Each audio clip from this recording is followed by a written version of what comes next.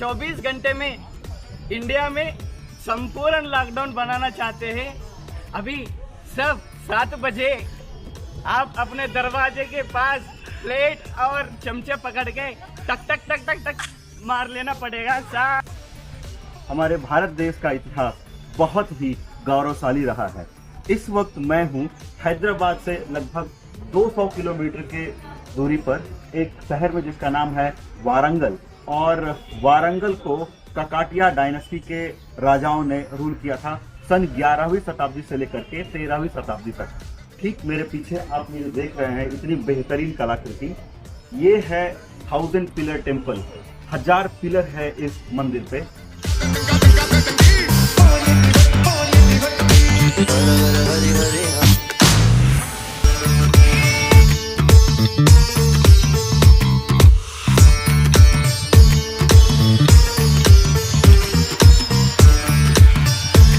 मंदिर के अंदर शिव भगवान, विष्णु भगवान और सूर्य देव की प्रतिमा है। इस मंदिर का निर्माण राजा रुद्रदेव ने 11वीं शताब्दी में करवाया था, और मैं अब आपको दिखाऊंगा कि यह मंदिर कितना खूबसूरत है और इस मंदिर के अंदर कितनी बेहतर कलाकृति है।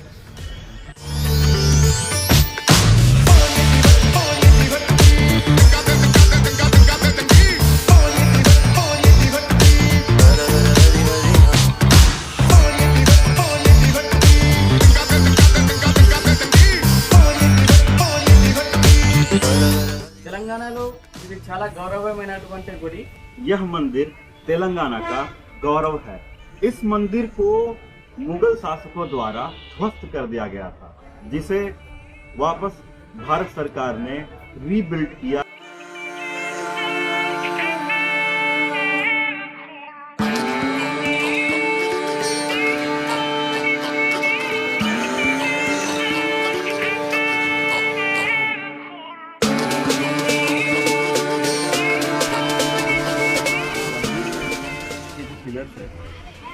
ये इतने बेहतरीन दिखते हैं, इतना अच्छा लगता है देख करके आपको, पर आपको थोड़ा बहुत अफसोस होगा कि ये मंदिर पूरा नहीं, ये एक अधूरा मंदिर है जो आप देखते हैं। और इस मंदिर को जब ध्वस्त कर दिया गया, ध्वस्त होने के बाद इसका जो पार्ट था कैसा था, किस तरह दिखता था, इसकी जानकारी किसी को नहीं। 4 अलग अलग स्ट्रक्चर में ये मंदिर है, और ये मंदिर भारत सरकार ने वापस जो रिकंस्ट्रक्ट किया वो भी बिल्कुल अधूरा सा ही है। ये जो आप पीछे जो देख रहे हैं, इसका नाम शायद ही किसी को पता होगा क्या नाम है, लेकिन जो लोग घूमने फिरने के शौकीन हैं, हिस्टोरिकल प्लेस के जो शौकीन हैं, उनको पता होगा इसका नाम क्या है। एक्चुअली इसका जो प्लेस का नाम है 1000 पिलर टेम्पल नाम है, और शायद कुछ लोगों को पता हो या नहीं हो, क्योंकि लोगों ने इस चीजों के बारे में पढ़ा नहीं है। और अगर जो चीज पढ़ा नहीं है वो मतलब कहीं पे गढ़ा नहीं है। गढ़ने का इन सेंस मतलब उन्होंने किताबों में नहीं देखा ना, कहीं पे वो सर्च किया तो वहाँ पे भी नहीं मिला। तो मीनार है मालूम। हाँ, अगर आप लोगों के अगर पूछते हैं कि ताजमहल क्यों बनाया गया, तुरंत सब कोई बोलोगे मुमताज की यादों में बनाया गया। कहाँ से मिला जानकारी? 20 साल लगा था। 20 साल लगा था। 20 साल। और फिर बोलोगे कितने लोग उसका हाथ काट दिया, क्या काट दिया गया, वो सारा कुछ तो विवरण किया गया है, लेकिन इसके बारे में कुछ तक नहीं बताया गया है। कहीं कि कहाँ पे है, किसी क्या किताब में है, नहीं इसका जिक्र है। कुछ नहीं। अगर पूछा जाए कि आपने तेलंगाना में किताबों में कुछ पढ़ा होगा, क्या क्या चीज के बारे में पढ़ा है, उसका नाम ताजमहल, कुतुब मीनार, चार मीनार, अकबर के बारे में पढ़ा होगा, अकबर, बिकबर, ये सब पढ़ा है, मगर इसका बारे में कहीं पे भी नहीं पढ़ा है हम लोग। इसी का भी बहुत मेहनत का काम है कि 1000 पिलर्स एक शिल्पी ने इतना किया गया है, हाथ से बनाया है।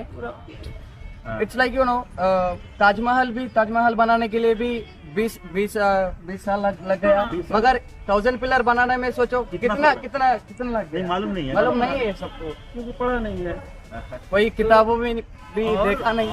और एक मजे की बात आप लोगों को बताना चाहते हैं, इसका जो डिजाइन है, अगर आप डिजाइन का क्लोजर व्यू देखेंगे तो उसमें आपको पता चलेगा कि सारे फ्रेम एक जैसा। वो कैसे? उसमें हाथ से भी अगर बनाया गया हो। हाँ, उस टाइम कोई विप्रो और कोई ये TCS वगैरह सॉफ्टवेयर कंपनी वगैरह नहीं थी। एक्चुअली अभी के डेट में क्या होता है कि कॉपी पेस्ट मारने का जमाना है। Photoshop, लोग देखे Photoshop कॉपी है, पेस्ट मारे, फोटो से software है। सब कुछ चेंज। लेकिन पहले क्या था, जो फ्रेम बना है उसी फ्रेम में डालना है, कैसे डालना है वो बनाने वाले जाने, हम लोग को तो नहीं पता ही नहीं है। इसमें जो कलाकृति बना हुआ है वो काले पत्थरों पे ये कार्विंग किया गया है। लेकिन अभी आप देख रहे हैं कि इतने सारे डाइज और अन्य न्यू टेक्नोलॉजीज आए हैं कि उसके थ्रू हम नए नए डिज़ाइन एक जैसे बना सकते हैं। लेकिन यहाँ ये 11वीं शताब्दी में ये इस तरह का नक्काशी और कलाकृति का एक अद्भुत नमूना है ये। बिल्कुल। और ये हमारे पूर्वजों ने इस चीज़ को पहले उस समय कितना आधुनिक और एडवांस तकनीक था, कहाँ से ये कि पत्थर आया होगा, कैसे आया होगा, कि कैसे जोड़ा है। पत्थर की गुणवत्ता को देख हाँ। करके पहले और उसमें इस तरह की कलाकृति को अंकित करना और फिर इसको एक जैसे एक समान जो पत्थर का जो मैपिंग जो होता है हम लोग जो बनाते हैं उसमें कोई सीमेंट का इस्तेमाल यहाँ पे नहीं किया गया। हाँ, दैट इसमें कोई मीन्स सीमेंट उसका नहीं। शेप के बदले शेप में डाल दिया गया है, तो डालने के बाद वो फिक्स हो गया। अब पता नहीं क्या किया गया है, कंबाइंड लॉक हो गया है। इसमें कोई भी सीमेंट का इस्तेमाल नहीं हुआ है। मतलब कोई भी घर बने, बिल्डिंग बने तो बिना सीमेंट के बन नहीं सकता है। आप यहाँ ये देखो क्या है, इसमें क्या टेक्नोलॉजी इस्तेमाल कर दी है। ये आप देख रहे हैं कि ये जो अलाइनमेंट वाइज भी इतने अच्छे से उसको जब बनाया गया था तो 11वीं शताब्दी में, तो उस समय तो बहुत ही भव्य और बहुत ज़्यादा भव्य था। लेकिन जैसे कि हमारे साथियों ने बताया कि मुगलों ने इसका बहुत ज़्यादा ध्वस्त कर दिया, ध्वस्त कर दिया, जिसके चलते आज इस तरह दिख रहा है। लेकिन आप सबसे ये है कि आप आए यहाँ देखें इस कलाकृति को कि कैसे ये अभी भी उस हमारे पूर्वजों के धरोहर के रूप में आज भी स्थापित है। इस मंदिर को बनाने में इतना मेहनत, इतनी खूबसूरती है, इसको कहीं कोई दर्शाया नहीं। तो भारत सरकार को यह फैसला करना चाहिए कि इसका पुनः निर्माण अच्छे से करवाया जाए। इसको क्या नया डिजाइन दिया जा सकता है, कैसे किया जा सकता है, ये बताया। आज तो हमें ये लगता है कि ठीक है ये एक मंदिर है, पर एक तरह का खंडहर जैसा मंदिर है। क्योंकि हम लोग को लगता है ऊपर में कुछ गुंबद उम्बद रहा होगा, लेकिन पता नहीं चल रहा इसका है। पुनरुद्वार जरूर होना चाहिए। हाँ जी बिल्कुल। ताकि ये और भी हमारे जो है पर्यटन क्षेत्र में इस मंदिर का भी एक योगदान हो।